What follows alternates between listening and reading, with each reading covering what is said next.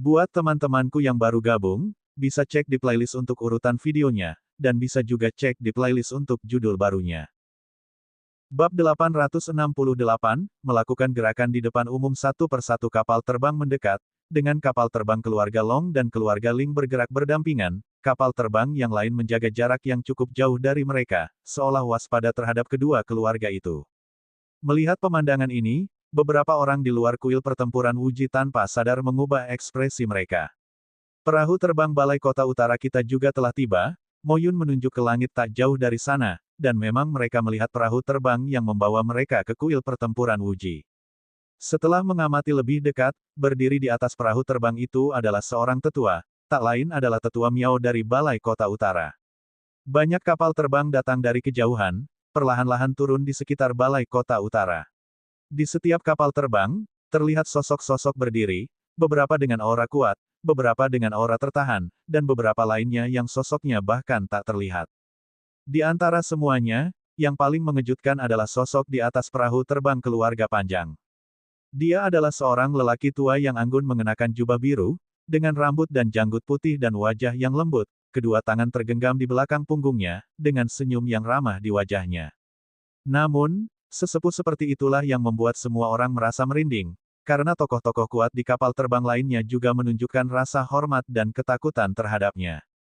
Fang Lin dan kedua rekannya memperhatikan bahwa tetua Miao juga membungkuk kepada tetua berjubah biru, memperlihatkan sikap yang sangat hormat.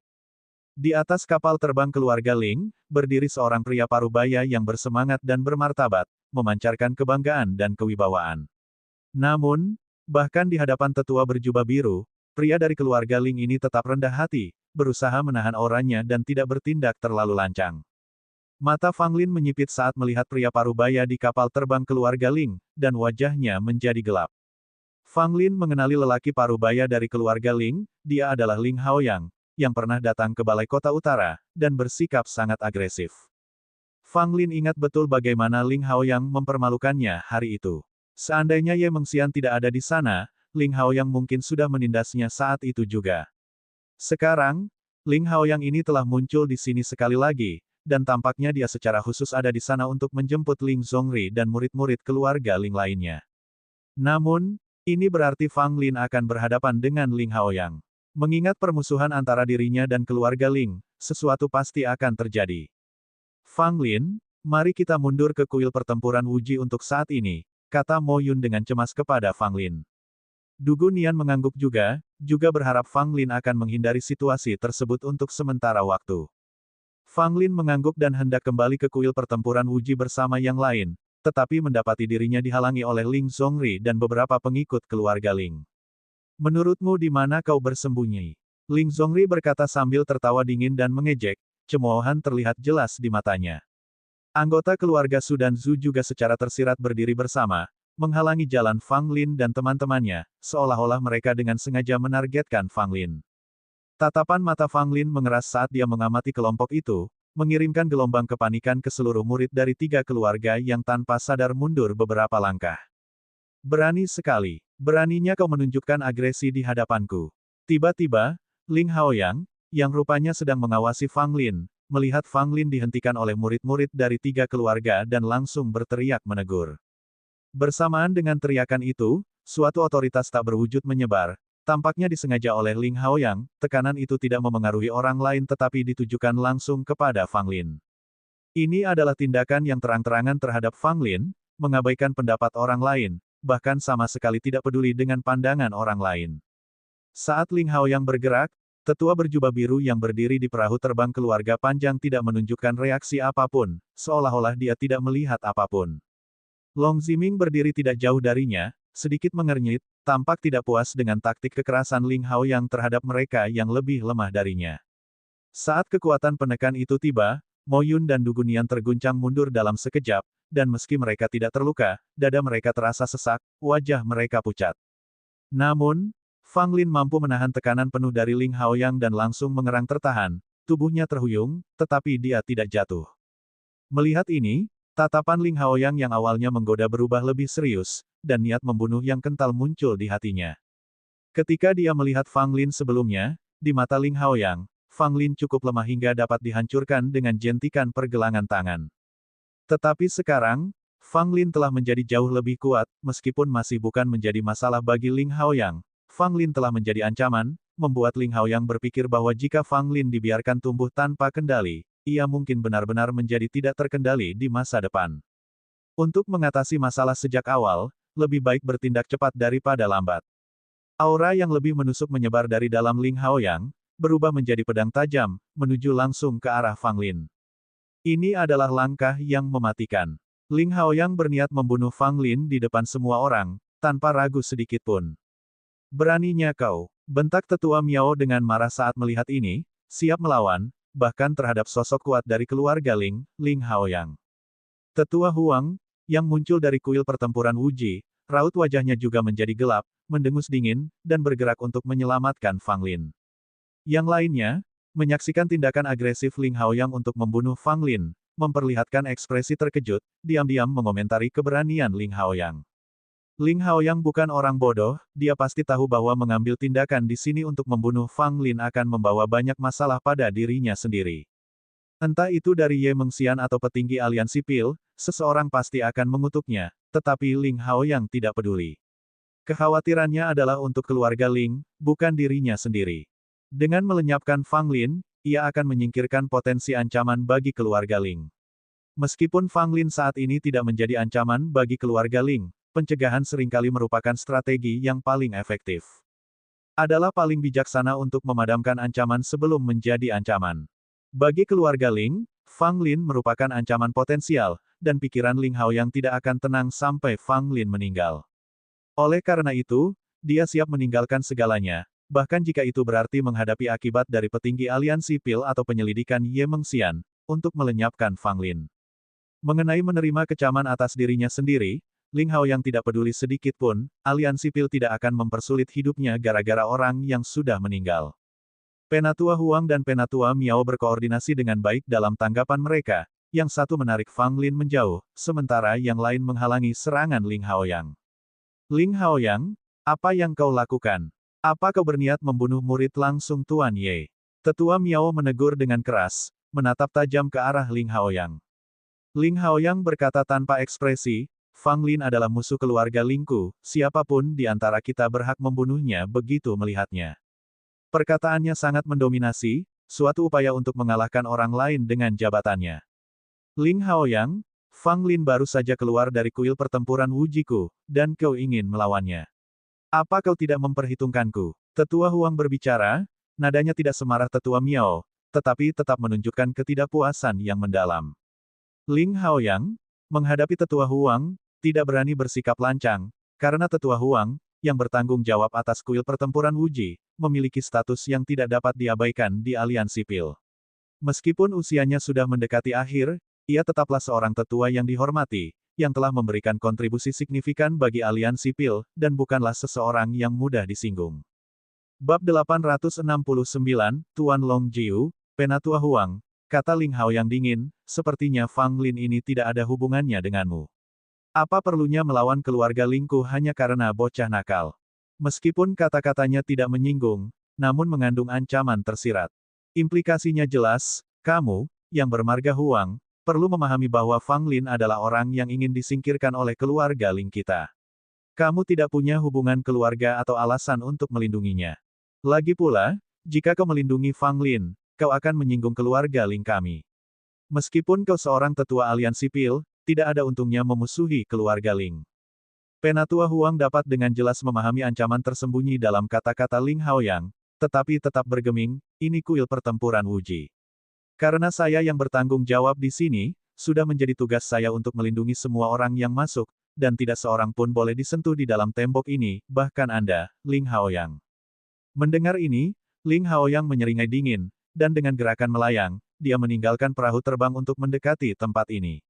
Penatua Huang melihat ini, alisnya semakin berkerut. Ia mengira Ling Haoyang akan mundur, tahu lebih baik daripada menyerang Fang Lin lagi. Tetapi sekarang, tampaknya Ling Haoyang tidak akan membiarkan Fang Lin pergi begitu saja. Tetua Miao menempatkan Fang Lin di belakangnya, menatap Ling Haoyang dengan ekspresi serius.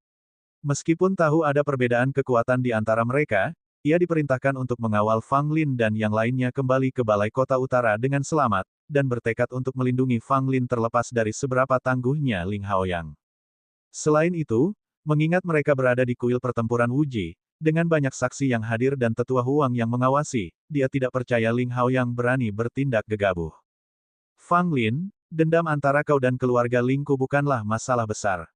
Selama kau ikut denganku, aku tidak akan membahayakan nyawamu, kata Ling Haoyang, menatap Fang Lin dengan tatapan dingin. Fang Lin menyeringai, kata-kata anggota keluarga Lingmu itu seperti kentut. Kenapa aku harus percaya padamu? Bagus, teruslah menghina keluarga Lingku. Bagaimana aku bisa membiarkanmu hidup?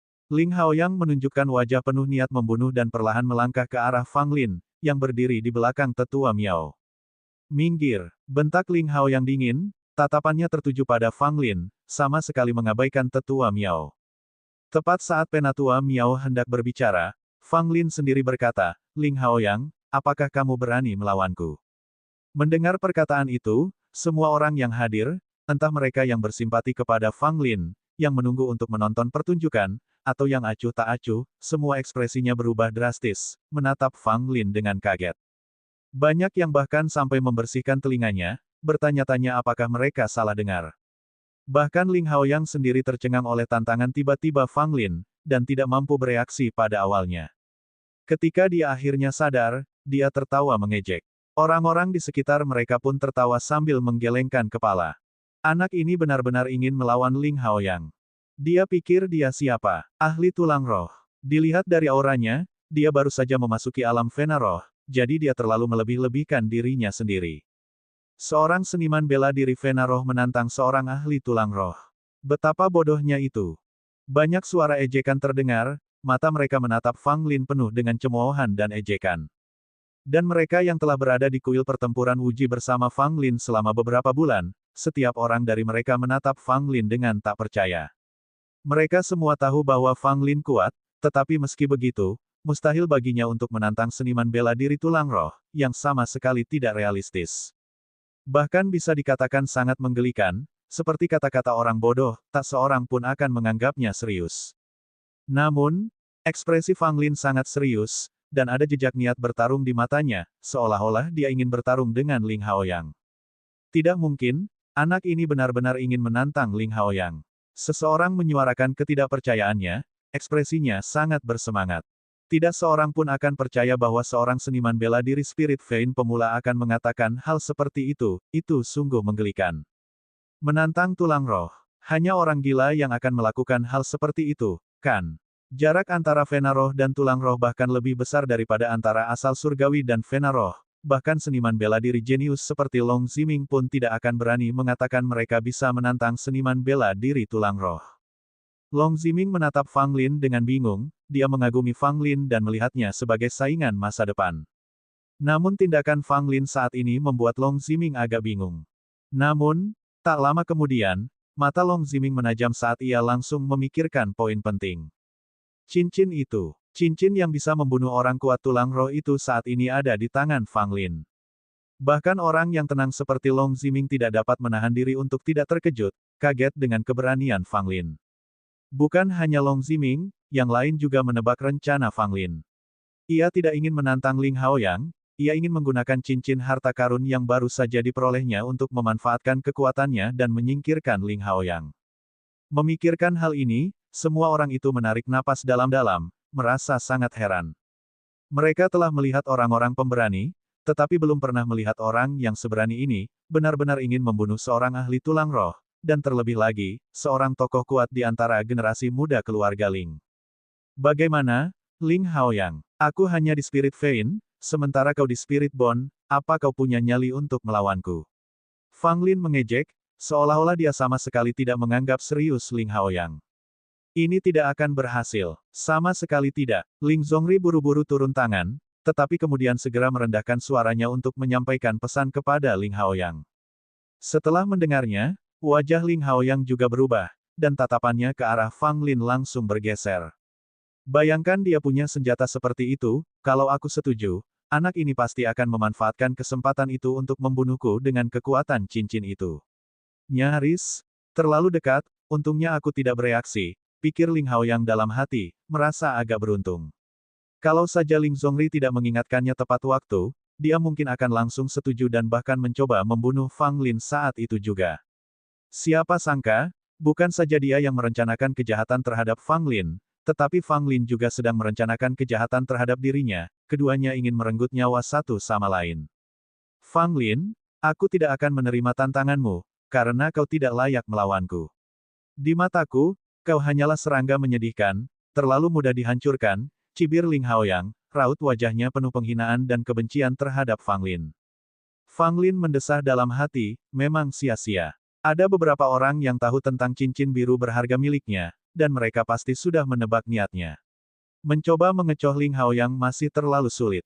Keponakan, kenapa kau begitu menentang anak ini? Tiba-tiba, tetua berpakaian hijau dari keluarga panjang, yang berdiri di atas kapal terbang dan tetap diam, angkat bicara.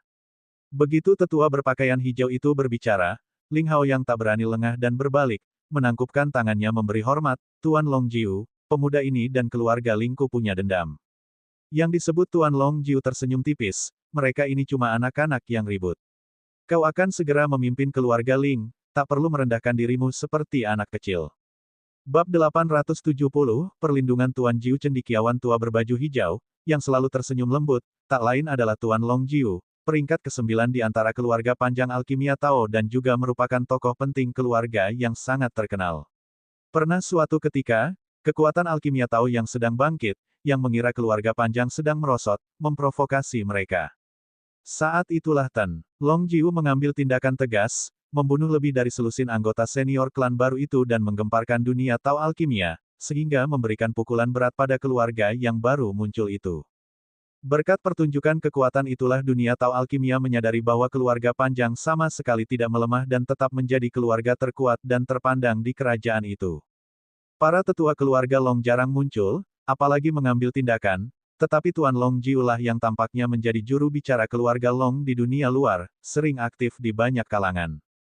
Tanpa diragukan lagi, Tuan Longjiu adalah sosok yang benar-benar berpangkat tinggi dengan wewenang besar dalam keluarga Long, dan dia memegang jabatan yang sangat penting di dunia Tao alkimia. Pada saat ini, fakta bahwa Tuan Longjiu berbicara mewakili Fang Lin sungguh mengejutkan semua orang yang hadir, sama sekali tidak terduga. Ling Haoyang juga tertegun sejenak, matanya langsung menampakkan keterkejutan dan keheranan. Tuan Jiu, Fang Lin telah berulang kali menghina keluarga Ling, dan jika kita tidak memberinya pelajaran, aku khawatir orang lain akan meremehkan keluarga Ling kita. Kuharap Tuan Jiu mengerti, bukan berarti aku ingin menyusahkan seorang junior, kata Ling Haoyang, kata-katanya tidak terlalu agresif, seolah-olah ingin menyelidiki sikap Tuan Longjiu. Pada titik ini, Ling Haoyang tidak yakin akan niat Tuan Longjiu, apakah itu sekadar ucapan biasa atau apakah ia benar-benar bermaksud melindungi Fang Lin. Kalau itu hanya sekadar ucapan biasa, Ling Haoyang tidak akan terlalu mempermasalahkannya. Namun, kalau Tuan Longjiu bermaksud melindungi Fang Lin, Ling Haoyang tentu akan pusing sendiri. Dan bukan hanya Ling Haoyang yang akan merasa terganggu, melainkan seluruh keluarga Ling juga. Fang Lin juga merasa sangat terkejut.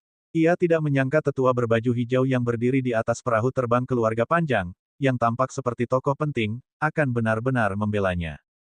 Meskipun tidak jelas mengenai niat Tuan Longjiu, meminta seseorang berbicara mewakilinya tidak diragukan lagi merupakan hal yang baik. Tuan Longjiu masih tersenyum, menatap Fang Lin dan mengangguk kecil. Pemuda ini berteman dengan Ziming, dan karenanya, teman keluarga Long.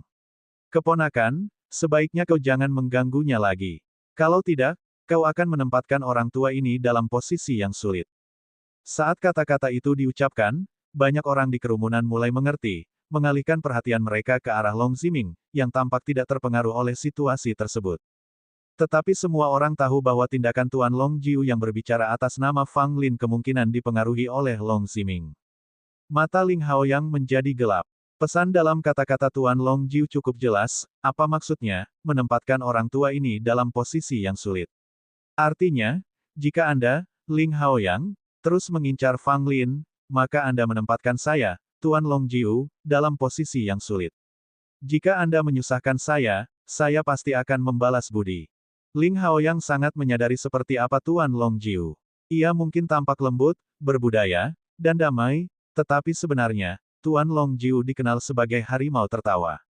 Memprovokasinya bisa berakibat fatal. Sekalipun Ling Haoyang sendiri merupakan sosok yang kuat, dia tidak berani bertindak gegabah terhadap sesepuh yang berpengaruh seperti Tuan Longjiu. Karena Tuan Jiu sudah bicara, aku tidak akan bicara lagi, ujar Ling Haoyang dengan ekspresi yang agak tidak sedap dipandang, sambil menatap Fang Lin dengan pandangan dingin sebelum menyapu jubahnya dan membawa Ling Zhongri dan yang lainnya menaiki perahu terbang. Tuan Jiu, saya pamit, ujar Ling Haoyang dari atas perahu terbang, sambil membungkuk hormat kepada Tuan Longjiu, lalu segera mengendalikan perahu terbang untuk meninggalkan area tersebut. Melihat Ling Haoyang pergi dengan tegas, Fang Lin, Du Gunian, dan yang lainnya menghela napas lega. Ekspresi orang-orang yang hadir beragam. Mereka mengira Fang Lin akan menghadapi kesulitan, tetapi Tuan Longjiu justru turun tangan, mengusir Ling Haoyang, dan menyelesaikan krisis. Dengan demikian, banyak orang memandang Fang Lin secara berbeda dari sebelumnya. Meskipun ia bukan anggota keluarga Long, Tuan Longjiu sendiri telah berbicara atas namanya, sehingga, apapun yang terjadi, pemuda itu bukanlah seseorang yang bisa dipermainkan begitu saja. Sepertinya kau telah menyinggung beberapa keluarga Tao Alkimia, kata Long Ziming dari jarak yang tidak jauh, berbicara dengan acuh tak acuh. Fang Lin tersenyum, aku tidak mau, semuanya terjadi tanpa alasan, menjadi manusia itu sungguh sulit. Long Ziming menatap Fang Lin dengan tajam dan berkata, jika kamu menjadi anggota keluarga Longku, tidak akan ada yang berani mengganggumu lagi.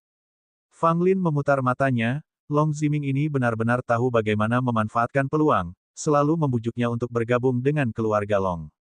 Terima kasih telah membantuku kali ini, tapi soal bergabung dengan keluarga Panjang, lupakan saja, Fang Lin menggelengkan kepalanya sebagai penolakan. Long Ziming tidak menunjukkan keterkejutan apapun, dan mengangguk, Tuan Longjiu ingin bertemu denganmu, ikutlah denganku untuk menemuinya. Sambil berkata demikian, Long Ziming memimpin banyak keturunan keluarga Long menuju perahu terbang. Fang Lin tidak ragu-ragu dan mengikuti orang-orang keluarga Long ke perahu terbang keluarga Long. Junior Fang Lin, memberi hormat kepada Tuan Longjiu, Fang Lin berdiri di hadapan Tuan Longjiu, membungkuk dalam-dalam, dan sangat hormat, menunjukkan sedikit rasa hormat. Tuan Longjiu mengangguk pelan, tetapi pandangannya tertuju pada cincin biru harta karun yang dikenakan Fang Lin di tangannya, tatapannya sedikit menegang. Cincin ini secara alami dikenali oleh Tuan Longjiu, seharusnya milik Long Ziming, tetapi sekarang cincin itu ada di tangan Fang Lin, cukup mengisyaratkan banyak hal. Anak muda, kau memang hebat, baru saja menjadi seorang Spirit Vein, tapi kau punya nyali untuk bertarung melawan Spirit Bond. Aku belum pernah melihat banyak orang sepertimu seumur hidupku, kata Tuan Longjiu, dan sulit untuk mengatakan apakah dia mengejek Fang Lin atau mengaguminya. Tuan Longjiu terlalu baik, semua yang kulakukan adalah demi keselamatan diri sendiri, kata Fang Lin, menjaga ekspresinya agar tidak merendahkan atau sombong. Tuan Longjiu bersenandung menanggapi, lalu menambahkan, karena Ziming telah memberimu cincin ini, aku juga akan menghormati keputusannya, dan berharap suatu hari nanti, kau tidak akan menjadi musuh keluarga Longku. Saat mengucapkan kata-kata ini, Tuan Longjiu memancarkan kewibawaan yang tak berwujud, menyebabkan Fang Lin langsung berkeringat dingin. Saya berteman dengan saudara Long, kata Fang Lin. Mendengar jawaban Fang Lin, Tuan Longjiu tersenyum, bagus, kita akan segera berangkat, jika kamu bersedia mengunjungi keluarga Longku, kamu bisa tinggal di sini. Fang Lin buru-buru berkata, saya harus kembali ke Balai Kota Utara. Saya pasti akan mengunjungi Tuan Longjiu di lain hari. Baiklah, kamu boleh pergi, kata Tuan Longjiu. Fang Lin memberi hormat tinju kepada Long Ziming dan kemudian meninggalkan perahu terbang keluarga Long, kembali ke perahu terbang Balai Kota Utara. Banyaknya kapal terbang naik ke udara satu persatu, kembali ke tempat asal mereka. Di atas perahu terbang, Fang Lin mendengar beberapa berita yang meresahkan dari Tetua Miao. Tuan Ye telah meninggalkan Balai Kota Utara karena beberapa urusan yang berkaitan dengan Tetua Tiankui, dan para petinggi akan mengirim orang lain untuk sementara mengambil alih posisi kepala balai. Kata-kata ini persis diucapkan Tetua Miao, yang wajahnya menunjukkan kekhawatiran yang mendalam saat berbicara. Bab 871, mendesak, eselon atas belum mengirim siapapun untuk mengambil alih Balai Kota Utara, tetapi diperkirakan itu akan terjadi dalam beberapa hari ini, dan mungkin berdampak pada Balai Kota Utara. Karena Anda adalah murid langsung Tuan Ye, Anda harus siap, kata Penatua Miao dengan sangat serius kepada Fang Lin. Du Gunian dan Mo Yun menatap Fang Lin, merasa khawatir padanya. Ekspresi Fang Lin serius saat dia mengangguk, menyadari bahwa kembali ke balai kota utara kali ini mungkin akan membawa beberapa masalah yang dapat memengaruhinya. Tanpa percakapan, 5 hari kemudian, perahu terbang tiba kembali di balai kota utara. Saat kembali ke balai kota utara, Fang Lin segera merasakan suasana yang tidak biasa. Sebelumnya, Fang Lin telah menjadi murid guru Ye dan diharapkan untuk mengambil alih balai kota utara tanpa kejadian yang tidak terduga, dan menjadi guru balai berikutnya. Akibatnya, beberapa penyuling pil dari keluarga Tao Alkimia menaruh rasa jijik, bahkan permusuhan terhadap Fang Lin. Namun karena pengaruh guru Ye, orang-orang tersebut tidak berani menganiaya Fang Lin, bahkan harus tetap menjaga rasa hormat di hadapannya. Sekarang, Tuan Ye harus melepaskan jabatannya di balai kota utara karena beberapa hal dan menemui tetua Tiankui. Dengan demikian, Fang Lin di balai kota utara menjadi seorang pria tanpa dasar apapun. Para penyuling pil dari keluarga Alkimia Tao tentu saja tidak menganggap serius Fang Lin lagi, dan bahkan menunjukkan sedikit ejekan di mata mereka saat melihatnya. Fang Lin tentu saja mengabaikan orang-orang ini, tetapi dia juga merasakan beban tertentu dalam hatinya. Dengan kepergian guru Ye, balai kota utara memang berada di ambang perubahan besar. Keesokan harinya, Mo Yun menemukan Fang Lin dengan ekspresi serius di wajahnya, dan mereka berbicara cukup lama. Dari Mo Yun, Fang Lin mengetahui lebih banyak.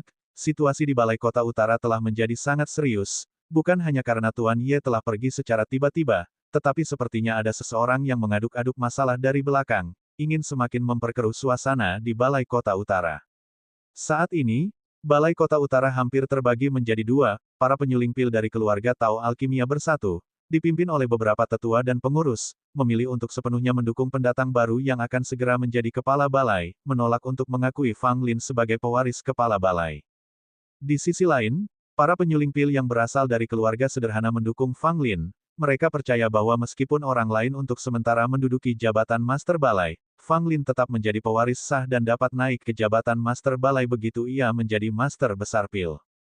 Karena mayoritas penyuling pil dari keluarga Alkimia Tao menduduki balai kota utara, situasi Fang Lin tidak optimis. Beberapa individu radikal bahkan menyarankan agar Fang Lin dikeluarkan dari balai kota utara.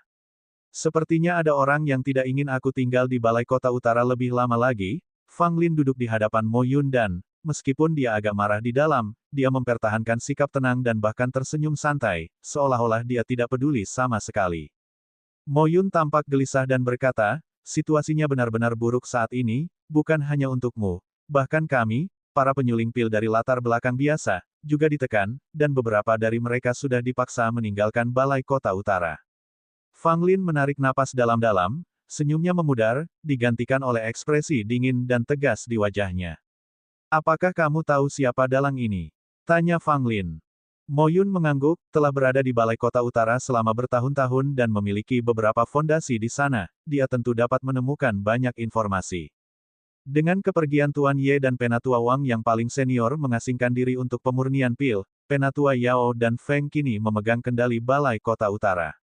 Mereka berdua memiliki hubungan dekat dengan keluarga Alkimia Tao, dan sepertinya belum lama ini, seseorang dari keluarga Ling diam-diam bertemu dengan kedua penatua ini, kata Mo Yun. Mendengar ini, Fang Lin mengerti, tampaknya keadaan balai kota utara saat ini terkait erat dengan keluarga Ling. Situasi di balai kota utara sangat suram. Dengan kepergian Ye Mengxian, tetua Wang, yang memiliki senioritas tertinggi di balai kota utara, seharusnya menjadi penanggung jawab.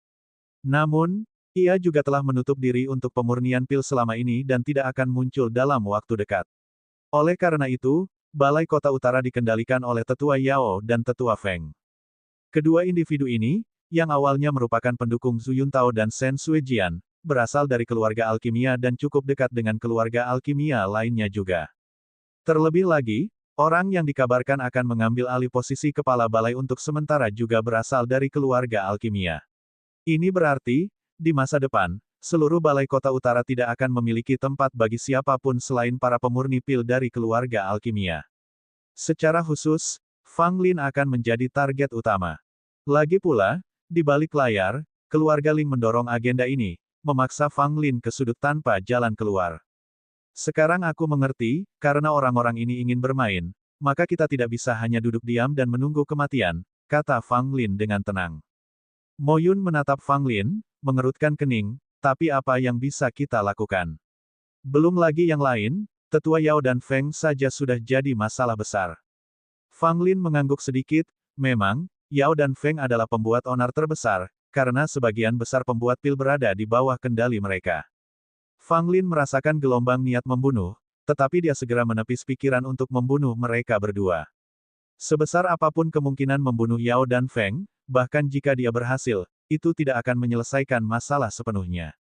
Mustahil membunuh semua ahli alkimia dari keluarga-keluarga itu, kan?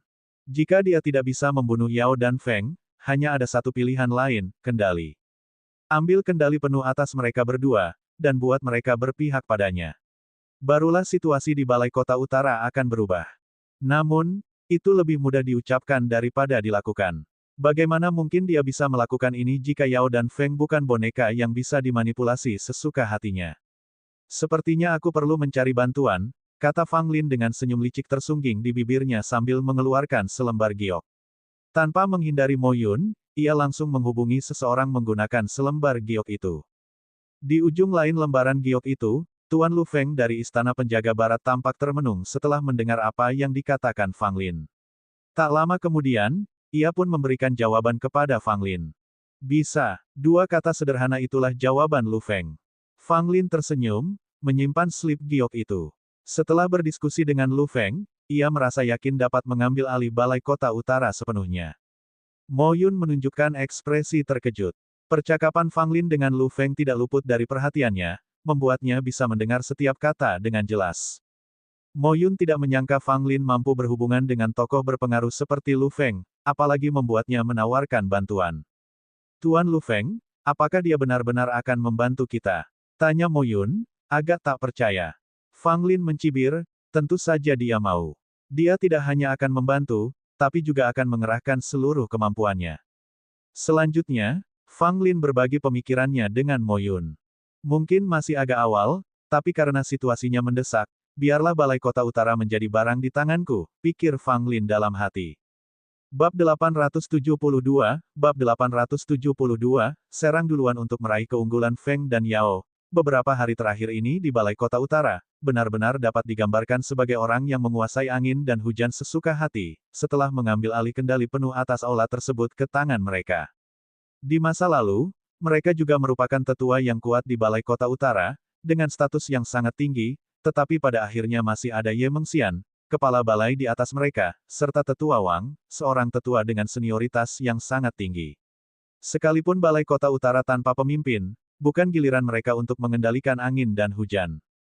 Mungkin itu adalah keberuntungan, tetapi kini, merekalah yang mengambil keputusan di Balai Kota Utara. Akan tetapi, mereka tidak melupakan apa yang perlu mereka lakukan, jadi mereka tidak berani mengendur dan terus melakukan persiapan. Saat hari kedatangan ketua aula yang baru semakin dekat, Feng dan Yao juga cukup berharap, lagi pula, mereka sudah tahu kalau pendatang baru itu berasal dari keluarga alkimia Tao, yang sama seperti keluarga mereka sendiri. Tiba-tiba suatu hari, Fang Lin mencari Feng dan Yao. Penatua Feng, Penatua Yao, ada beberapa hal yang ingin dibicarakan junior ini dengan kalian, kata Fang Lin sambil tersenyum saat dia melihat Feng dan Yao. Penatua Yao memasang ekspresi tidak senang, bahkan tidak melirik Fang Lin sedikit pun, sementara Penatua Feng menatap Fang Lin dengan acuh tak acuh, berkata, apapun masalahnya, kembalilah dalam beberapa hari dan ceritakan kepada kami. Fang Lin menggelengkan kepalanya, masalah ini sangat penting, harus dibicarakan dengan jelas dengan kedua tetua sekarang. Kalau begitu, silakan bicara, kata Penatua Feng, meskipun ada sedikit ketidaksabaran dalam tatapannya. Jika Ye Mengxian masih berada di Balai Kota Utara, mereka tentu tidak akan berani meremehkan Fang Lin, tetapi sekarang setelah Ye Mengxian tiada, di mata mereka, Fang Lin pada dasarnya bukan siapa-siapa. Pewaris Hall Master yang mana? Dengan kepergian Ye Mengxian, siapa yang akan menganggap serius gelarmu itu? Sudut mulut Fang Lin sedikit melengkung saat dia menamparkan tas 9 istananya dan mengeluarkan sebotol pil. Penatua Feng dan Penatua Yao keduanya memasang ekspresi bingung, tidak tahu apa yang dilakukan Fang Lin dengan sebotol pil. Apakah kalian berdua tahu pil apa yang ada di dalam botol ini? Fang Lin bertanya sambil tersenyum tipis. Tidak perlu ada tipu daya di hadapan kami, bicaralah terus terang, kata Penatua Yao dengan sangat tidak sabar. Fang Lin mengangguk, para tetua, Pil-pil di dalam botol ini adalah pil beracun yang sangat kuat. Jika seseorang menelannya tanpa penawarnya, kematian pasti akan terjadi dalam 10 hari, dan itu akan menjadi kematian yang sangat menyakitkan. Mendengar ini, wajah kedua pria itu berubah, dan tatapan mereka ke arah Fang Lin menjadi sangat tajam. Membuat pil beracun. Apa yang kau coba lakukan? Teriak mereka berdua dengan marah. Fang Lin tertawa terbahak-bahak, dan dengan lambaian tangannya, formasi sihir bermunculan, menyelimuti seluruh aula. Tidak bagus. Feng dan Yao segera merasakan masalah dan, tanpa ragu-ragu, Penatua Yao bergerak melawan Fang Lin, sementara Penatua Feng mencoba bergegas keluar dari aula. Fang Lin mendengus dingin, tidak menghiraukan Tetua Feng, tetapi malah menghadapi Tetua Yao yang menyerbu. Beraninya kau, Fang Lin. Kau hanya mencari kematian, teriak Penatua Yao dengan geram, matanya berkilat niat membunuh, seluruh aura tubuhnya bergejolak. Tanpa gentar, Fang Lin menamparkan tas 9 istana miliknya, dan tombak naga laut misterius bersiul keluar, membawa momentum yang dapat merobek apapun saat bergerak menyerang Tetua Yao. Mendengar ini, ekspresi Penatua Yao langsung berubah, karena dia merasakan aura yang sangat kuat terpancar dari tubuh Fang Lin. Bagaimana ini mungkin? Penatua Yao terkejut, tetapi pada titik ini, dia harus bertindak, karena situasinya seperti anak panah yang dilepaskan dari busurnya, dan dia tidak punya pilihan selain menggunakan seluruh kekuatannya untuk menyerang. Berdebar. Detik berikutnya, Tetua Yao terpental mundur sambil menyemburkan darah, wajahnya penuh ketidakpercayaan. Meskipun dia bukan seorang ahli tulang roh, dia berada di lapisan ke-9 dari Vena Roh, namun dia bahkan tidak dapat menangkis satu tombak pun dari Fang Lin. Di sisi lain, Tetua Feng yang tengah berusaha keluar dari aula besar, dihalangi oleh sosok lain. Tak lain dan tak bukan adalah penguasa istana penjaga barat, Lu Feng. Lu Feng muncul tiba-tiba, mengenakan jubah hitam, membuat Tetua Feng begitu ketakutan hingga ia terhuyung mundur berulang kali. Tuan Lu, ternyata kau. Tepat saat Penatua Feng hendak berbicara, ia tak menyangka Lu Feng akan menyerang dengan lebih dahsyat lagi. Tekanan dahsyat seorang ahli tulang roh turun, dan dalam sekejap, Penatua Feng pun takluk. Kesenjangan itu terlalu lebar untuk dihadapi. Penatua Feng, seperti seekor ayam kecil, digenggam erat oleh Lu Feng, disegel sepenuhnya, tak bisa bergerak. Sementara itu, Fang Lin juga telah mengalahkan Tetua Yao. Tombak naga laut misterius tergenggam di depannya, dan ia tampak ketakutan, tak berani bergerak. Tuan Lu, terima kasih atas bantuanmu, kata Fang Lin sambil tersenyum, melirik Lu Feng. Lu Feng mendengus, tampak enggan. Tuan Lu, apa yang akan Anda lakukan? Tanya Penatua Feng, suaranya bergetar. Fang Lin tertawa, aku tidak merencanakan apapun. Tuan Lu hanya datang untuk membantuku. Sekarang, telanlah pil beracun di dalam ini dengan patuh. Mendengar ini, mulut Lu Feng berkedut, dan dia menatap Fang Lin dengan pandangan aneh. Begitulah adanya, dia telah dipaksa makan pil racun oleh Fang Lin, jadi sekarang dia masih dikendalikan oleh Fang Lin. Memikirkan bahwa Lu Feng, seorang master aula yang terhormat dan ahli alam tulang roh, dikendalikan sedemikian rupa oleh seorang anak muda, itu adalah sesuatu yang tidak dapat ia terima. Sekarang, melihat orang lain akan menjadi seperti dirinya, Lu Feng merasa agak seimbang dalam hatinya. Tetua Feng dan Yao menampakkan wajah penuh ketakutan, memohon berulang kali, berharap mereka akan diselamatkan. Jangan takut, pil racun ini tidak akan membunuhmu jika kau meminumnya. Selama kau rutin meminum pil yang kuberikan, kau bisa meredakan racunnya. Syaratnya kau harus patuh padaku. Kalau tidak, aku tidak akan memberimu penawarnya, kata Fang Lin, wajahnya masih menunjukkan ekspresi datar seolah sedang membicarakan sesuatu yang sangat biasa. Namun di mata Tetua Feng dan Yao, Fang Lin hanyalah iblis yang paling menakutkan, jenis iblis yang melahap orang tanpa memuntahkan tulangnya. Fang Lin, apakah kamu tidak takut menyebabkan bencana besar dengan melakukan ini? Kata Penatua Yao dengan wajah kusut dan sedih. Tetua Feng, tanpa mengucapkan sepatah kata pun, melotot ke arah Fang Lin dan Lu Feng dengan kebencian yang mendalam di matanya. Fang Lin terkekeh, takut apa? Bukankah kau sudah siap menyerangku? Aku hanya selangkah lebih maju darimu.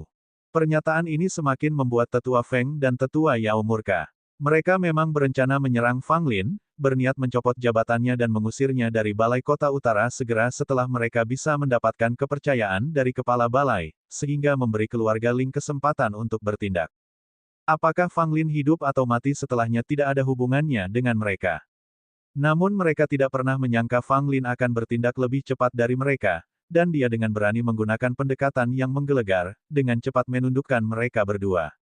Yang paling tidak masuk akal adalah bahwa Fang Lin benar-benar meminta bantuan penguasa Istana Penjaga Barat, Lu Feng.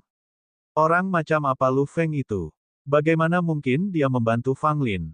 Lagi pula, ada rumor yang mengatakan bahwa Lu Feng memang punya dendam terhadap Fang Lin. Tuan Lu, mereka berdua tidak kooperatif. Tolong suruh mereka menelan pil beracun ini, kata Fang Lin sambil menatap Lu Feng dengan santai. Lu Feng mendengus, sangat tidak puas karena diperintah oleh Fang Lin, tetapi tetap mengambil botol giok dan mendekati tetua Yao dan Feng. Bab 873, Kontrol atas Balai Kota Utara di bawah tindakan paksa Lu Feng. Feng dan Yao tidak memiliki kesempatan untuk melawan dan secara paksa diberi pil racun oleh Lu Feng.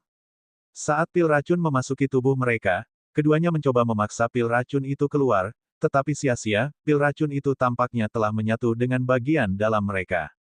Dalam waktu kurang dari sesaat, Feng dan Yao mulai kejang-kejang di tanah seperti kesurupan, tidak dapat mengeluarkan suara apapun dari tenggorokan mereka, sangat menderita. Fang Lin memperhatikan dengan wajah acuh tak acuh, sementara Lu Feng merasa terkejut, ia tak menyangka Fang Lin begitu mahir dalam seni meracuni. Pil racun yang ia buat untuk Feng dan Yao tampaknya bahkan lebih kuat daripada yang ia minum sendiri. Memikirkan hal ini, Lu Feng semakin waspada terhadap Fang Lin. Seorang peracun ulung seperti dia bisa membunuh seseorang tanpa meninggalkan jejak jika dia benar-benar menginginkannya. Tuan Lu, aku sangat menghargai kerja kerasmu kali ini, kata Fang Lin sambil menyerahkan pil kepada Lu Feng. Melihat ini, Lu Feng buru-buru mengambil pil itu, mengendusnya sedikit, lalu menelannya dalam satu tegukan. Baru setelah meminum pil itu, Lu Feng bisa bernapas lega, racun dalam tubuhnya akan mulai bereaksi dalam beberapa hari ke depan, dan dia membutuhkan pil Fang Lin untuk menekannya. Aku sudah melakukan apa yang kau minta, kata Lu Feng dingin. Fang Lin tersenyum tipis, jangan khawatir, masih ada hal lain yang kubutuhkan dari Tuan Lu. Lu Feng mengerutkan kening, ada apa? Bantu aku mengklaim posisi kepala Balai Kota Utara, Fang Lin berkata dengan tenang, kata-katanya mengejutkan namun tegas. Secercah keheranan melintas di mata Lu Feng.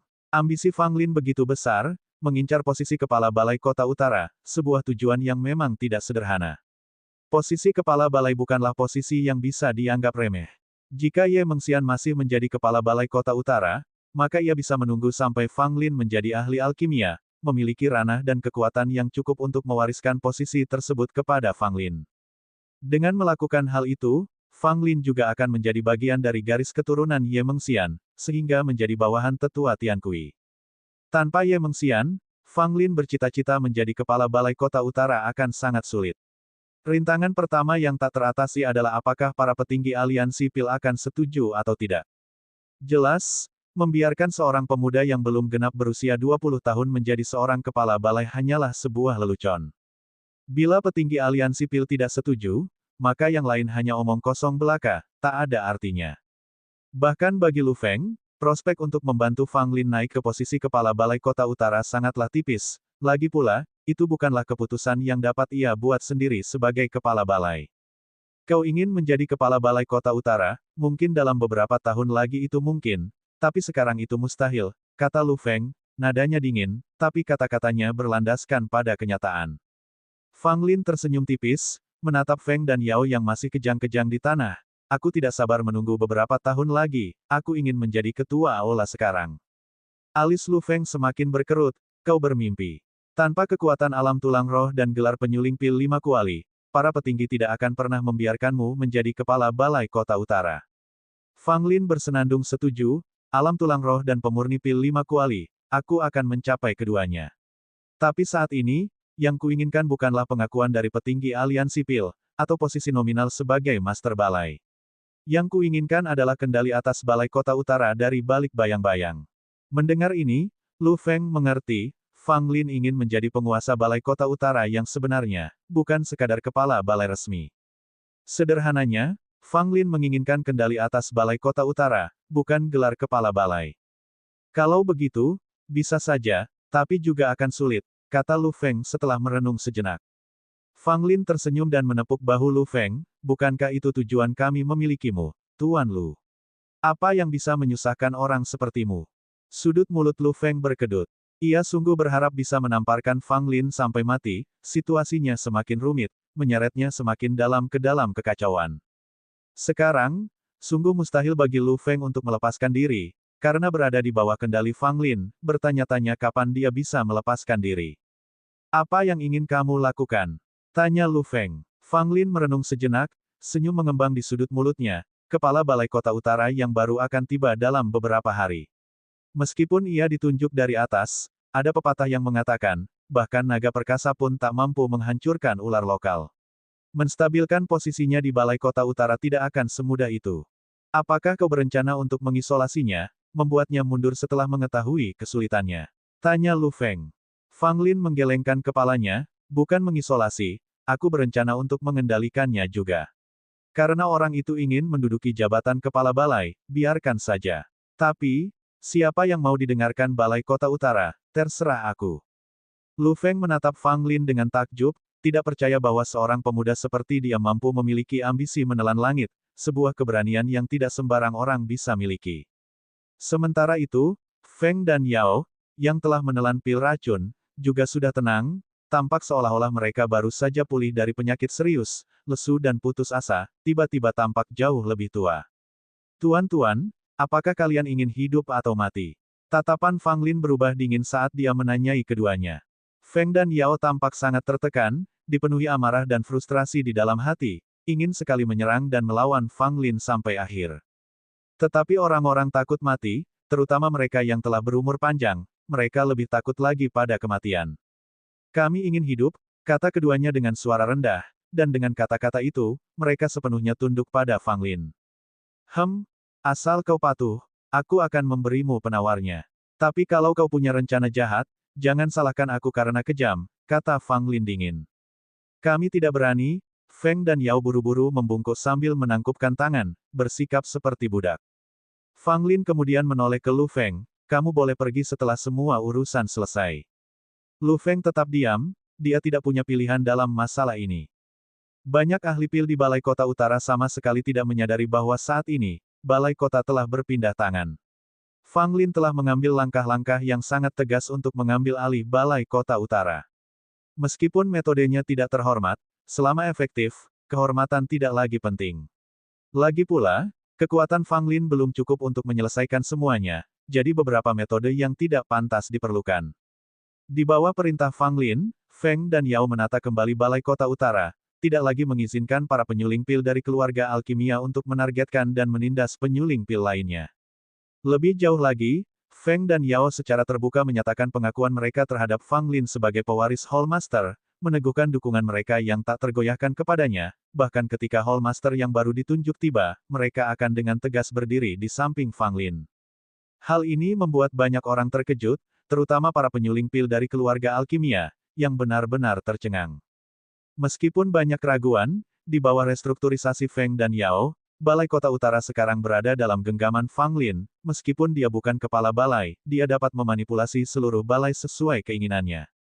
Dan 7 hari kemudian, kepala balai baru yang ditunjuk, yang diutus dari atas, juga tiba. Bab 874, Pesta Selamat Datang semua anggota Balai Kota Utara, di bawah pimpinan Tetua Feng dan Tetua Yao, berkumpul untuk menyambut kepala balai baru Balai Kota Utara. Seorang pria parubaya berjubah ungu turun dari langit dan perlahan mendekati kerumunan. Mulai hari ini, kalian semua berada di bawah komandoku, kata pria berjubah ungu itu, tangannya tergenggam di belakang punggungnya, memancarkan aura berwibawa saat dia berbicara.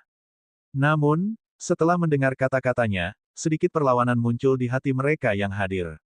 Terlepas dari identitas pria berjubah ungu ini, meskipun Anda adalah kepala Balai Kota Utara yang baru, apa gunanya memamerkan kekuatan Anda begitu tiba? Apakah Anda mencoba mengintimidasi kami, para veteran Balai Kota Utara? Salam, Ketua Balai, Tetua Feng dan Tetua Yao memberi hormat terlebih dahulu, diikuti oleh seluruh penyuling pil Balai Kota Utara, yang juga membungkuk serempak. Namun, suara mereka tidak terlalu seragam, bahkan ada yang terdengar setengah hati. Pria berjubah ungu itu mengamati kerumunan dan mendengus dingin, karena aku sudah tiba, semua yang berhubungan dengan mantan kepala balai harus dibasmi sepenuhnya, kalau tidak, kedatanganku ke sini tidak akan ada artinya. Mendengar hal itu, ada yang paham dalam hatinya, bahwa dia hanya sedang mengumbar kewibawaan, karena baru saja menduduki jabatan kepala balai, kalau tidak mengumbar kewibawaan, akan sukar baginya untuk berakar di sini. Saya Wu Zong. Saya pernah menjadi kepala balai istana pengendali air dan pernah memegang posisi tinggi di aliansi Pil. Beberapa dari kalian mungkin pernah mendengar tentang saya, yang lain mungkin tidak mengenal saya sama sekali, tetapi setelah hari ini, kalian akan tahu seperti apa saya, kata Wu Zong dingin. Tuan Wu, Anda datang dari jauh, dan kami telah menyiapkan jamuan makan untuk menghormati Anda. Tetua Feng melangkah maju dan berkata, wajahnya menunjukkan sedikit rasa hormat, tetapi matanya menyembunyikan sedikit kebencian. Wu Zong melirik Penatua Feng dan berkata, tidak perlu terburu-buru. Namun, kudengar ada seseorang di Balai Kota Utara bernama Fang Lin, murid langsung dari kepala balai sebelumnya. Apakah ada orang seperti itu? Mendengar perkataan itu, banyak mata tertuju pada Fang Lin di tengah kerumunan, sementara Fang Lin sendiri mempertahankan ekspresi tenang tetapi dalam hati mencibir. Seperti yang telah diantisipasi Fang Lin, kepala balai baru ini datang untuk mengambil alih Balai Kota Utara bukan hanya untuk mengambil alih kekuasaan tetapi kemungkinan juga untuk menargetkannya. Seketika, Fang Lin melangkah maju dari kerumunan, mendekati Wu Zong dan menyapanya dengan hormat, Junior Fang Lin, beri salam kepada Tuan Wu. Wu Zong, dari posisinya yang lebih tinggi, menatap Fang Lin dengan acuh tak acuh, kamu Fang Lin. Fang Lin mengangguk, memang benar. Senyum sinis muncul di sudut mulut Wu Zong, baiklah. Namun, karena kau adalah murid langsung dari kepala Balai Kota Utara sebelumnya, di mataku, kau bukan lagi murid langsung. Aku akan mencabut statusmu. Apakah kau keberatan? Begitu kata-kata ini diucapkan, banyak orang menunjukkan ekspresi terkejut, karena jelas bahwa Wu Zong sangat belak-belakan, mencopot status Fang Lin sebagai pewaris Master Aula sejak awal, membuat niatnya menjadi sangat jelas. Banyak yang menunjukkan kemarahan karena Fang Lin adalah murid Ye Mengxian, yang baru saja pergi, dan Wu Zong secara terang-terangan menekan Fang Lin dengan mencabut statusnya segera setelah menjabat. Ekspresi wajah Fang Lin tetap tidak berubah, dia tidak tampak kesal atau marah karena statusnya dicabut, dia tampak cukup tenang. Saya tidak keberatan, kata Fang Lin. Mendengar ini, Wu Zong mengamati kembali sikap tenang Fang Lin, merasa terkejut. Ia mengira Fang Lin setidaknya akan menunjukkan sedikit ketidakpuasan, tetapi ia tidak menyangka ketenangan seperti itu. Namun, Wu Zong tidak peduli apakah Fang Lin benar-benar tenang atau tidak. Tujuannya datang ke sini adalah untuk menekan Fang Lin secara bertahap dan mengusirnya dari Balai Kota Utara. Tanpa menunda lebih lama lagi, Wu Zong kemudian mengambil token pewaris Master Balai dari Fang Lin. Setelah itu, rombongan melanjutkan perjalanan ke jamuan penyambutan. Wu Zong tampak bersemangat, tidak lagi menunjukkan sikap angkuh seperti sebelumnya. Penatua Feng dan Penatua Yao terus-menerus berbincang dengannya, tampak ramah. Pada acara perjamuan, Wu Zong duduk di kursi kehormatan, saling bersulang dengan beberapa tetua Balai Kota Utara dalam suasana yang sangat harmonis. Tuan Wu, dengan hormat saya persembahkan minuman untuk Anda. Fang Lin berdiri sambil memegang gelas anggurnya dan menghampiri Wu Zong untuk bersulang. Siapa yang tahu bahwa Wu Zong akan mengabaikannya, terus berbicara dengan tetua Yao seolah-olah dia tidak mendengar Fang Lin sama sekali. Adegan ini membuat banyak orang merasa tidak puas. Tuan Wu, Fang Lin sedang bersulang untukmu, tetua Feng mengingatkan. Wu Zong sedikit mengernyit, menatap Fang Lin dengan sedikit ketidakpuasan, tetapi masih memaksakan senyum tipis. Saya bersulang untuk Tuan Wu, kata Fang Lin, menunjukkan sikap hormat seolah-olah menempatkan dirinya pada posisi yang sangat rendah. Wu Zong menanggapi dengan dengungan ringan, sikapnya sangat dingin, tetapi dia tetap mengangkat cangkirnya dan meminum anggur di dalamnya. Saat Wu Zong meneguk minuman ini, kilatan dingin melintas di mata Fang Lin. Ekspresi hormat di wajahnya langsung lenyap. Sambil melemparkan cangkir anggur ke tanah, Fang Lin menatap Wu Zong dengan acuh tak acuh. Suara cangkir anggur jatuh ke lantai terdengar tajam dan mengagetkan, tiba-tiba membuat seluruh jamuan penyambutan menjadi hening, begitu heningnya sampai-sampai terdengar suara jarum jatuh. Wu Zong tertegun sejenak, tak menyangka Fang Lin tiba-tiba berubah sikap. Kemarahan memuncak saat ia berteriak, Fang Lin, ini hari pertamaku di sini, dan kau berani begitu lancang. Sambil tersenyum tipis, Fang Lin sama sekali mengabaikan Wu Zong dan berbalik, berjalan selangkah demi selangkah menuju singgasana kepala balai. Mata semua orang tertuju pada Fang Lin. Sebagian besar memasang ekspresi penuh teka-teki, seolah telah mengantisipasi kejadian seperti itu, sementara beberapa lainnya terkejut, jelas tidak menyadari bahwa kejadian seperti itu akan terjadi di jamuan penyambutan. Tetua Feng dan Yao juga berdiri, mengabaikan Wu Zong dan dengan acuh tak acuh memposisikan diri mereka di kedua sisi singgasana kepala aula, seperti dua dewa pelindung. Dan Fang Lin duduk santai di singgasana kepala balai. Berani sekali, Wu Zong berteriak marah. Itu singgasananya, dan sekarang Fang Lin telah mendudukinya. Bagaimana mungkin dia bisa menoleransi hal itu? Fang Lin duduk dengan sangat alami di singgasana Hall Master, satu tangan menopang kepalanya, tampak agak malas dan bahkan lebih santai. Wu Zong, siapa yang kau sebut kurang ajar?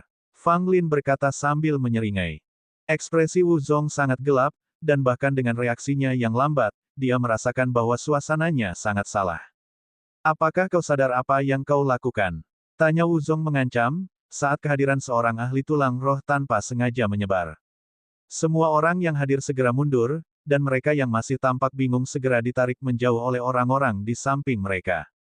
Dan semua tetua dan pengurus Balai Kota Utara berdiri bersama Fang Lin, menatap Wu Zong dengan penuh permusuhan.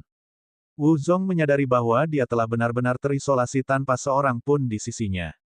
Tepatnya, Wu Zong selalu sendirian. Balai Kota Utara yang luas ini bukanlah tempat yang cocok untuknya. Tuan Wu, ada sesuatu yang harus kukatakan padamu, tapi jangan marah setelah mendengarnya, oke? Kata Fang Lin sambil terkekeh. Bab 875, penguasa yang heroik mendengar kata-kata Fang Lin dan melihat senyum sinis di wajahnya. Wu Zong, bahkan sebagai pembangkit tenaga alam tulang roh, merasakan kepanikan yang tiba-tiba dan tak dapat dijelaskan jauh di lubuk hatinya. Tuan Wu, lanjut Fang Lin, ada sesuatu yang ditambahkan ke anggur yang baru saja Anda minum. Tenang saja, itu tidak mematikan.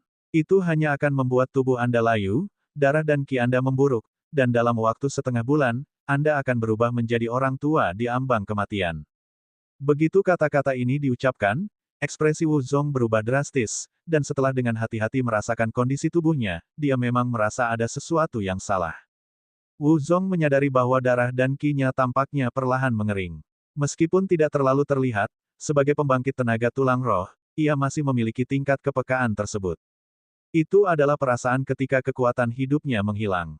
Ini tidak baik. Hati Wu Zong diselimuti kegelapan saat dia mencoba mengeluarkan racun dari tubuhnya, tetapi dia menemukan sesuatu yang bahkan lebih mengerikan.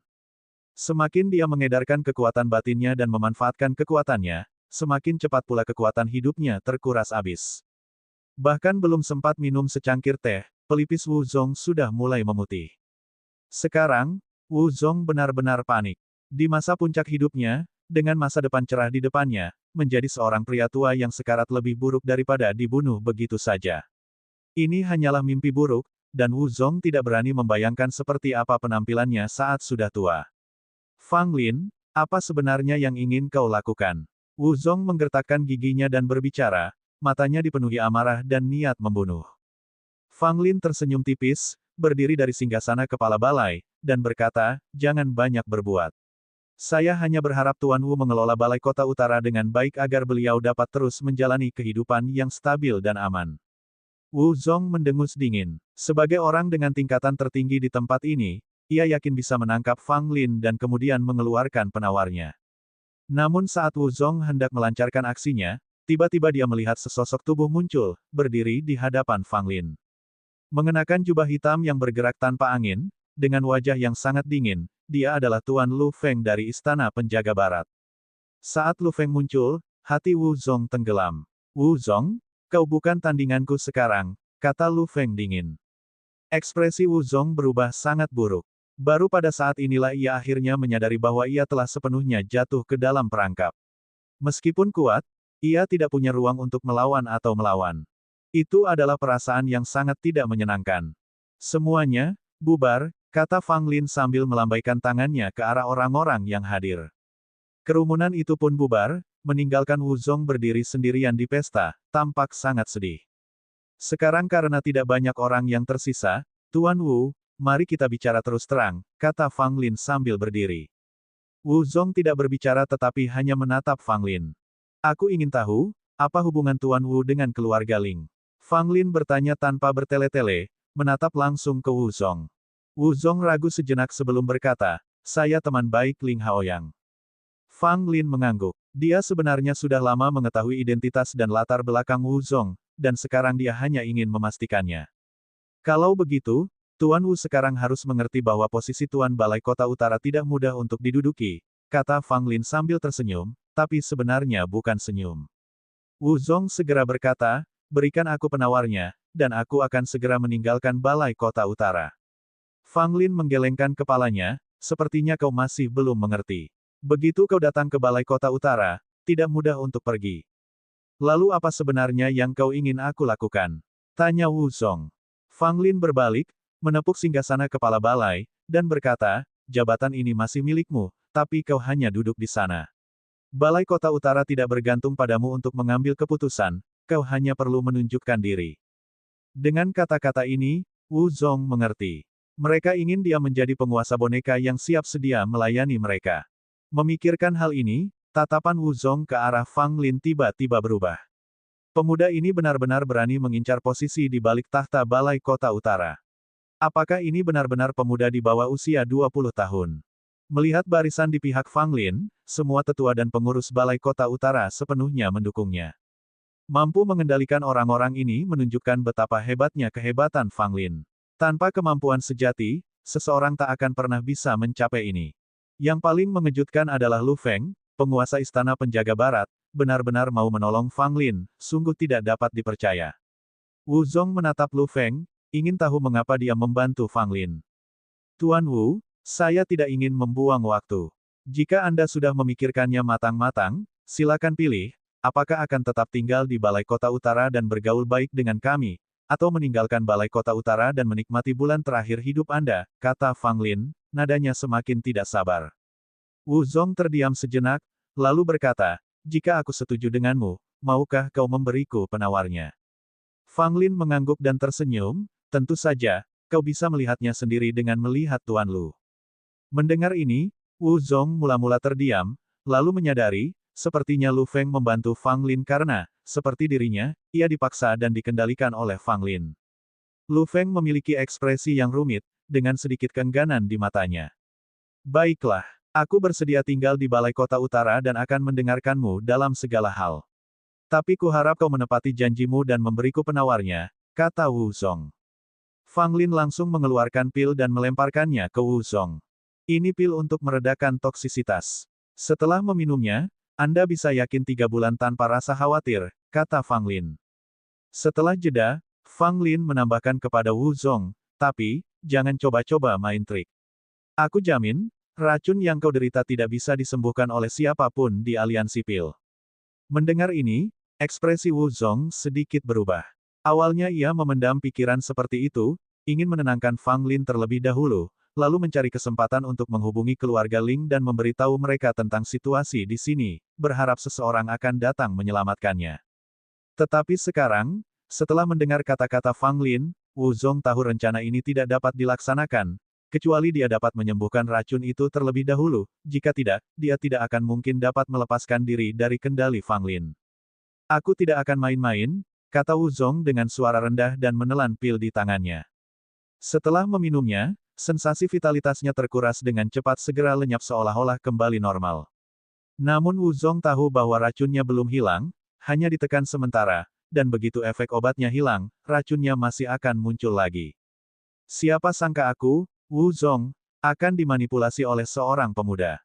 Wu Zong meratap dalam hati, dipenuhi amarah, keengganan, frustrasi, dan bahkan sedikit kekaguman pada Fang Lin. Fang Lin ini sama sekali bukan pemuda di bawah usia 20 tahun, melainkan seorang penguasa yang tegas dan kejam, berani dan ahli dalam menggunakan racun. Ia memang tak terduga. Sebagai seorang Spirit Vane, memiliki kekuatan untuk bermain dengan seorang ahli Spirit Bond adalah sebuah kehebatan yang tidak dimiliki sembarang orang. Berdiri di samping, tetua Miao dan yang lainnya menatap Fang Lin dengan ekspresi rumit di mata mereka. Mereka juga merasa seperti sedang bermimpi, tak percaya Fang Lin baru saja menguasai Balai Kota Utara seperti ini. Bab 876, Pertempuran Bakat dilanjutkan. Balai Kota Utara telah jatuh ke tangan Fang Lin. Wu Zong menjadi kepala Balai Boneka, dan meskipun ia duduk di singgasana kepala balai, ia tidak memiliki kekuatan nyata dan berada di bawah kekuasaan Fang Lin, tidak berani menunjukkan sedikit pun pembangkangan atau perlawanan. Dan dengan kesetiaan Feng dan Yao terhadap Fang Lin, para petinggi balai kota utara juga berdiri teguh bersama Fang Lin. Adapun yang lainnya, Fang Lin mengambil tindakan yang sangat kuat, dengan langsung memberi pil racun kepada beberapa penyuling pil keluarga alkimia Tao. Tentu saja, Fang Lin juga menyadari bahwa aturan seperti itu tidak akan bertahan lama, jika tekanannya terlalu besar, mungkin akan menimbulkan dampak yang signifikan. Oleh karena itu, Fang Lin juga memberikan keuntungan kepada mereka yang mendukungnya, memberi tahu setiap orang di balai kota utara bahwa mengikutinya akan membawa banyak keuntungan.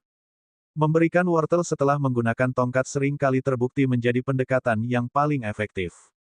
Ditambah dengan bantuan tetua Miao dan Feng serta Yao dari samping, balai kota utara diamankan dengan aman oleh Fang Lin tanpa banyak bahaya. Akan tetapi, ini hanyalah langkah pertama, dan mengaturnya dari sana akan memerlukan banyak pemikiran. Tetapi itu bukan sesuatu yang perlu dipikirkan Fang Lin, dia punya banyak hal lain yang harus dilakukan, dan dia tidak mungkin memfokuskan energinya pada masalah ini, jadi wajar saja, dia menyerahkannya kepada tetua Miao untuk mengurusnya atas namanya. Orang yang paling menyedihkan tidak diragukan lagi adalah Wu Zong, yang datang untuk mengambil alih posisi kepala balai dengan semangat tinggi. Dia datang dengan penuh semangat untuk menduduki jabatan kepala balai, mengira masa depannya cerah, tetapi akhirnya malah mengalami nasib buruk. Jika Wu Zong boleh memilih, ia lebih baik tidak menjadi Hall Master terkutuk daripada diracuni dan dikendalikan orang lain, perasaan dimanipulasi sungguh tak tertahankan. Situasi di balai kota utara tidak diketahui dunia luar, khususnya keluarga Ling yang masih mengira Wu Zong telah berhasil mengambil alih sebagai kepala balai dan diam-diam gembira karenanya. Keluarga Ling tentu saja tidak tahu bahwa Wu Zong yang susah payah mereka bangun telah dikesampingkan dan telah menjadi boneka Fang Lin. Jika keluarga Ling tahu ini, mereka pasti akan marah besar. Paviliun Tiankui terletak di puncak yang menjulang tinggi, dikelilingi kabut dan awan, dengan pemandangan indah yang dapat dianggap sebagai negeri dongeng di bumi. Ini adalah tempat di mana tetua Tiankui menjalani kehidupan kultivasi yang tenang. Pada saat ini, di Paviliun Tiankui, Ye Mengxian sedang memegang slip giok, senyum kepuasan dan kebanggaan di wajahnya. Apa yang membuatmu begitu gembira? Duduk di hadapan Ye Mengxian adalah seorang pria tua berambut dan berjanggut putih, tampak tua namun tetap bersemangat, dengan raut wajah awet muda. Hanya duduk santai di sana, ia memancarkan aura seolah-olah semua urusan duniawi berada di bawah kendalinya. Lelaki tua yang tampak awet muda ini adalah tetua Tiankui. Masing-masing dari 8 tetua agung aliansi Pil merupakan sosok yang luar biasa, siapapun dari mereka dapat membuat seluruh 9 negara gemetar 3 kali. Bahkan keluarga kerajaan di 3 negara atas tidak berani menunjukkan rasa tidak hormat terhadap 8 tetua agung. Tetua Tiankui ini juga merupakan kakek dari Ye Mengxian. Ada berita dari Balai Kota Utara, pemuda Fang Lin telah memberitahu saya bahwa dia telah mengambil alih kendali sepenuhnya, kata Ye Mengxian. Mendengar ini, Penatua Tiankui tidak menunjukkan ekspresi apapun dan bertanya, bagaimana dia bisa menguasai Balai Kota Utara. Ye Mengxian kemudian menyampaikan semua yang diketahuinya tentang situasi tersebut kepada Tetua Tiankui tanpa ada yang terlewat. Taktik yang cerdik, tapi sisi negatifnya juga banyak. Begitu urusan Balai Kota Utara bocor, pemuda ini mungkin akan menghadapi masalah yang lebih besar, kata Tetua Tiankui sambil mengangguk. Alis halus Ye Mengxian sedikit berkerut, masalah Balai Kota Utara tidak bisa dirahasiakan terlalu lama. Pada akhirnya, keluarga Ling akan mengetahui situasi sebenarnya, dan saat itu, Fang Lin memang akan terjerumus ke dalam masalah yang lebih besar. Berbicara tentang ini, Ye Mengxian melihat ke arah Penatua Tiankui. Gadis kecil, apakah kau memintaku untuk membantu muridmu? Tetua Tiankui langsung tahu niat Ye Mengxian dan berkata sambil tersenyum. Ye Mengxian berbicara dengan nada keluhan, jika bukan karena masalah yang menyangkut kakek, saya tidak akan mengundurkan diri dari jabatan kepala balai secepat ini. Bagaimana mungkin Balai Kota Utara menghadapi masalah seperti itu? Sudah sepantasnya kakek membantu. Tetua Tiankui menggelengkan kepalanya tanpa daya, baiklah, orang tua ini akan membantu anak itu. Namun, saya berharap dia benar-benar sehebat yang Anda katakan, agar dia tidak mengecewakan harapan kita. Ye Mengxian berkata dengan sungguh-sungguh, Fang Lin pasti akan bersinar cemerlang di kompetisi bakat 9 negara mendatang. Kemampuannya dalam Tao Alkimia akan memukau aliansi Pil. Jika memang benar seperti yang kau katakan, maka aku sungguh-sungguh menantikannya, kata tetua Tiankui. Tiba-tiba suatu hari, suara agung, bagaikan guntur, bergema di seluruh tanah 9 negara. Tahap kedua kompetisi bakat 9 negara dimulai besok. Itu adalah suara Kaisar Qin, penuh dengan otoritas dan momentum tertinggi. Orang biasa tidak dapat mendengar suara Kaisar Qin sama sekali, hanya mereka yang berlatih kultivasi yang dapat mendengarnya. Semua seniman bela diri sangat terharu. Meskipun sudah diantisipasi, kedatangan mendadak tahap kedua kompetisi bakat 9 negara sungguh tak terduga. Dalam sekejap, 9 negara kembali bergairah dan mendidih karena kegembiraan. Semua orang tahu bahwa tahap kedua kompetisi bakat 9 negara akan lebih sengit daripada tahap pertama. Alasannya sederhana, tahap pertama kompetisi bakat merupakan campuran naga dan ikan, ada yang kuat dan ada yang lemah, dan ada yang hanya sekadar mengisi barisan. Namun, pada tahap kedua, mereka yang hanya sekadar menambah jumlah telah tereliminasi.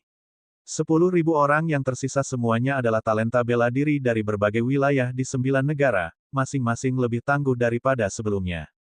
Untuk menonjol di antara 10.000 orang ini akan menjadi sangat sulit, tanpa kekuatan yang kokoh, seseorang hanya bisa menjadi batu loncatan bagi yang lain. Tahap kedua dari kompetisi bakat ini juga akan berlangsung selama sebulan, dan setelah 1 bulan, hanya seniman bela diri yang berada dalam peringkat 5.000 teratas yang akan maju ke tahap kompetisi berikutnya.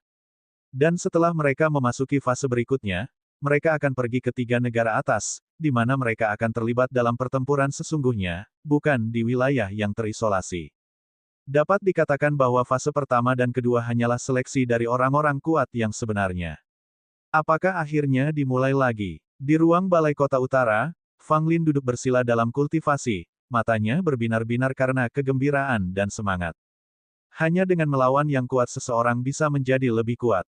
Keesokan harinya, di berbagai tempat di 9 negara, proyeksi ruang-ruang terisolasi muncul kembali dan papan peringkat bakat yang telah lama sunyi bermekaran dengan cahaya sekali lagi.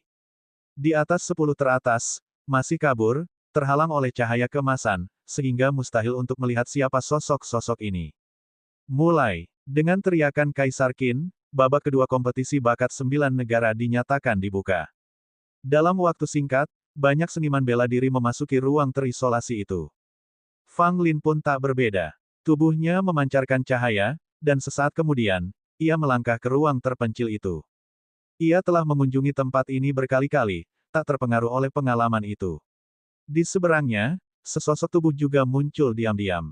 Bab 877, bertemu Mei Yingsue lagi sosok muncul, dan secara mengejutkan sosok itu adalah seorang wanita berpakaian sederhana, dengan wajah yang cukup cantik, namun dia tampaknya tidak memiliki garis keturunan terkemuka, jelas bukan gadis surgawi tercinta dari beberapa klan besar atau kekuatan besar.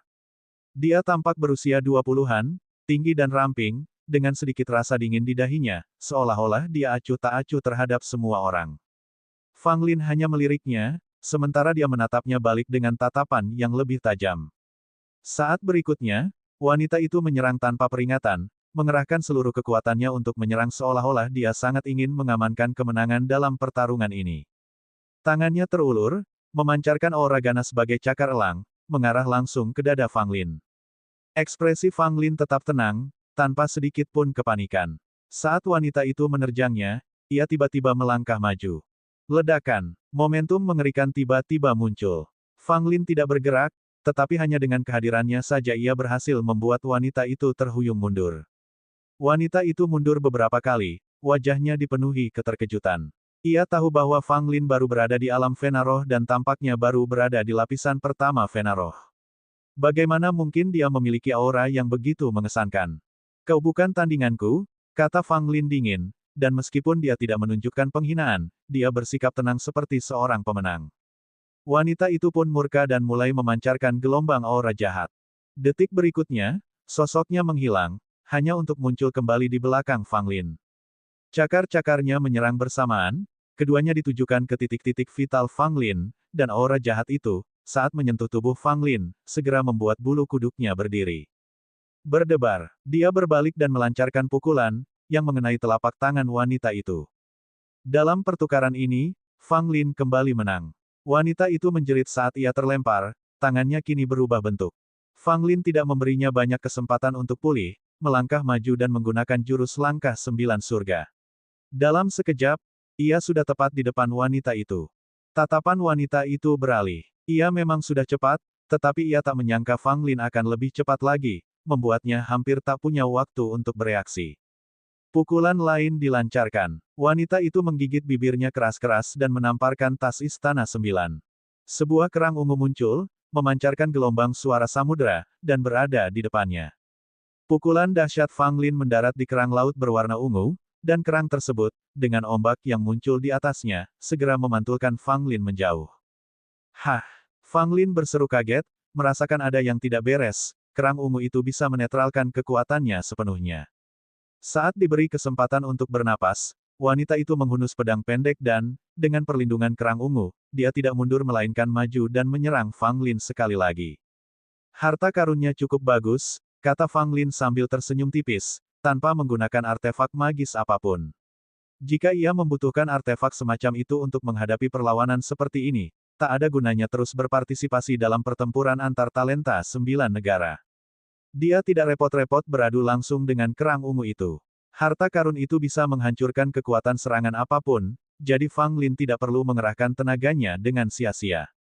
Mata rohnya terbuka, memancarkan cahaya biru ke sekelilingnya, dan dalam sekejap, wanita itu diselimuti oleh cahaya dari mata roh Fang Lin, pergerakannya terbatas, kecepatannya sangat berkurang.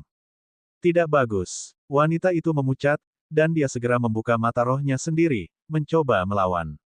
Namun, ia mendapati bahwa meskipun mata rohnya terbuka, ia tak mampu melawan kekuatan mata roh Fang Lin. Seolah-olah mata roh mereka sama sekali tidak setara. Saat berikutnya, Fang Lin mengulurkan tangannya dan langsung mencengkeram leher wanita itu, lalu tiba-tiba mengangkatnya dan membantingnya ke tanah. Dengan bunyi gedebuk, wanita itu langsung memuntahkan darah, seluruh tubuhnya tampak mati rasa, seakan-akan dia kehilangan semua sensasi, merasa seolah-olah semua organ dalamnya telah bergeser. Pukulan ini telah merampas kemampuan wanita itu untuk meneruskan pertarungan, dan juga membuatnya sangat sadar akan kesenjangan antara dirinya dan lawannya. Ekspresi Fang Lin acuh tak acuh, sama sekali tidak menunjukkan rasa iba terhadap kaum Hawa. Di matanya, lawan tetaplah lawan, mengalahkan mereka adalah yang terpenting, laki-laki atau perempuan, atau bahkan secantik makhluk surgawi, mereka tetap perlu dikalahkan jika perlu. Sosok wanita itu menghilang dari tempatnya, dengan ekspresi tidak rela, sementara sebuah suara mengumumkan, Fang Dading, kemenangan dalam satu pertandingan. Karena ini adalah fase kedua pertarungan bakat, semua kemenangan sebelumnya dari fase pertama terhapus bersih, dan akumulasi dimulai lagi. Namun, aturan untuk fase kedua pertarungan bakat agak berbeda dari yang pertama. Pada fase pertama, kalah 10 pertandingan berturut-turut berarti eliminasi, sementara akumulasi 30 kekalahan juga mengakibatkan diskualifikasi. Pada fase kedua, Anda hanya akan tereliminasi setelah menderita 15 kekalahan berturut-turut, tidak ada penghitungan total kekalahan. Tentu saja, karena hanya 5.000 yang dapat maju ke tahap selanjutnya dari pertarungan bakat, siapapun yang tidak berada dalam peringkat 5.000 teratas setelah 1 bulan juga akan tereliminasi. Keluar dari ruang soliter, Fang Lin melirik papan peringkat bakat, namanya tidak banyak berubah, masih berada di peringkat 900-an. Meskipun peringkat Fang Lin cukup tinggi, jika ia menderita kekalahan beruntun, ia akan dengan cepat disusul oleh mereka yang berada di belakangnya. Hanya dengan terus-menerus mengamankan kemenangan, seseorang dapat mempertahankan posisinya atau bahkan menyalip mereka yang ada di depannya. Selama 5 hari, Fang Lin telah mengalahkan lawan-lawannya tanpa menggunakan banyak teknik hebatnya, dan naik peringkat ke-800 teratas. Sementara Du Gunian dan Mo Yun juga maju ke fase berikutnya dari pertarungan bakat, keadaan mereka tidak sama. Du Gunian, dengan kekuatan yang jauh meningkat, telah meraih beberapa kemenangan, dan hanya kalah dalam 2 pertandingan. Di sisi lain, Mo Yun agak menyedihkan, menang 1 kali dan kalah di pertandingan berikutnya. Meskipun ia tidak menderita kekalahan beruntun, peringkatnya terus merosot. Mo Yun tahu bahwa ia pasti tidak akan bisa masuk 5.000 besar.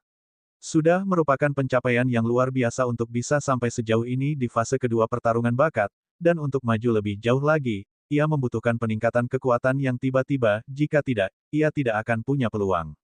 Bahkan bagi Du Gunian, yang telah meningkat pesat, sangat sulit untuk menembus 5.000 peringkat teratas karena terlalu banyaknya seniman bela diri berbakat dari 9 negara.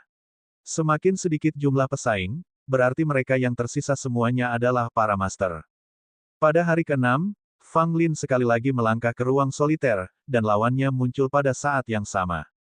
Melihat orang di hadapannya, Fang Lin tertegun sejenak, begitu pula orang lainnya. Wajah yang familiar lainnya, mengenakan gaun merah muda-muda, penampilannya cantik dan mengharukan, memancarkan aura lembut dan anggun, sambil memegang payung kertas di tangannya. Orang ini adalah Mei Yingsui, pakar muda terbaik dari Lembah Wangi Surgawi Negeri Suan. Fang Lin tidak menyangka akan bertemu Mei Yingsui, ini semakin menarik. Mei Yingsui menatap Fang Lin, ekspresinya juga sedikit bingung, lalu senyum tipis muncul di wajahnya. Fang Lin, lama tak berjumpa. Mei Yingsui memulai percakapan, suaranya berdering bagai lonceng, jernih dan menyenangkan. Aku tidak menyangka akan bertemu denganmu di sini, sepertinya kita memang ditakdirkan, kata Fang Lin sambil tersenyum.